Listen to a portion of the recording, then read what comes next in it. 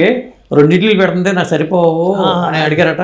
అది చాలా రోజులు చెప్పేవారు. అంటే నాయన దగ్గరికి అంటే ఆయనకు పెట్టే టిఫిను సరిపోలేదు కొంచెం, బికాజ్ ఈ వ్యాయామం ఇవన్నీ చేయడం వల్ల కొంచెం ఆకలి ఎక్కువగా ఉంటాం అనేది. సో దానికోసమే నాయన అడిగినంత పెట్టమన్నారు క్యాంటీన్లో అందరికీ. సో ఎవరికి ఆకలి ఉండకూడదు అని చెప్పకూడదు అనేసి.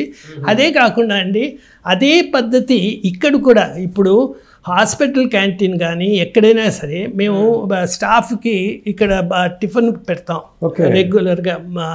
వాళ్ళకి ఒక ప్లేట్ ఇడ్లీ అంటే 5 ఇడ్లీలు ఉంటాయి, నాట్ 1 2 కాదు, 5 ఇడ్లీలు ఒక ప్లేట్లో వాళ్ళకి ఎవ్రీ డే. అంటే ఎవ్రీ డే అంటే ఓ రోజు ఇడ్లీ ఉంటుంది, ఇంకో రోజు ఇంకోటి ఉంటుంది.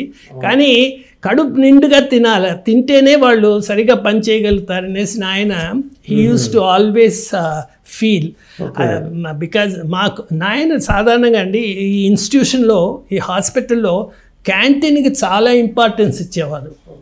పొద్దునే ఆయన రౌండ్స్ 4 గంటలకు మొదలు పెడితే ఫస్ట్ విజిట్ క్యాంటీన్కి వెళ్తారు. వెళ్ళి నైట్ అందరికీ సప్లై చేశారా మిల్క్ అదంతా సిస్టర్స్కి వీళ్ళకి అనేసి. సో ఆ విధంగా అది అప్పటి నుంచి వచ్చిన అలవాటే. ఎవరైనా సరే ఆకలి అని చెప్పకూడదు. సో కడుపు నిండుగా తింటే కానీ వాళ్ళు పని చేయలేరనే ఒక దీనిలో father followed that. Of course we must thank Ramarao గారిని ఆ విధంగా అనుకుంటే. బికాజ్ ఫాదర్కి అప్పుడు తెలిసి ఉండదు, బికాజ్ ఆయన చెప్పడం వల్ల ఆయనకు తెలిసింది అది.